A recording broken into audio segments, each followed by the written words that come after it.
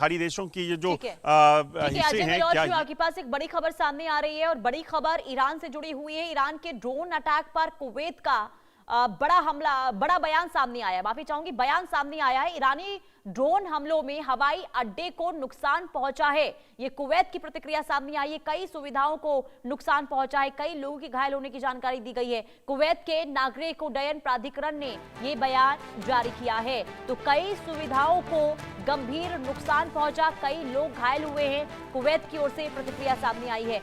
अजय, अब हमले हुए हैं, दावा आईआरजीसी की ओर से किया गया कि हमने अब अमेरिकी एयरबेस पर जो इंफ्रास्ट्रक्चर है, खास करके अमेरिका से जुड़ा हुआ, उस पर हमने मिसाइलें दागी है, ड्रोन दागी हैं। और अब नुकसान को लेकर खुद कुवैत की ओर से प्रतिक्रिया सामने आई है कि बहुत भारी तबाही मचाई गई है इस हमलों में।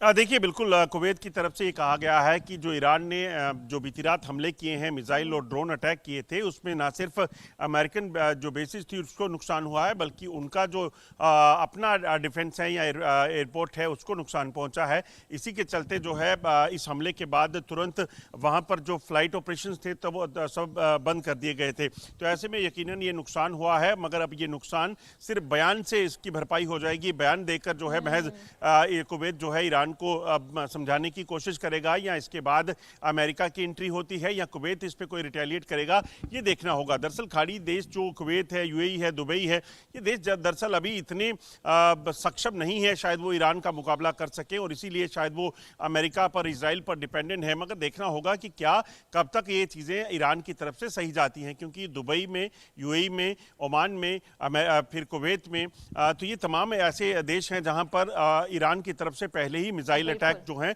यूएस के बेसिस के नाम पर किए गए हैं। बिल्कुल, और ये पहले ही देखिए ईरान की ओर से कहा गया था कि अगर दोबारा से अमेरिका की ओर से हमला होता है तो फिर हमारा दायरा हमलों का बढ़ेगा, खाड़ी देशों पर हमले हम पहले से ज्यादा भीषण करेंगे। बहुत शुक्रिया तमाम जानकारी देने के लिए अजय। और ऐसे में माना यह जा रहा है कि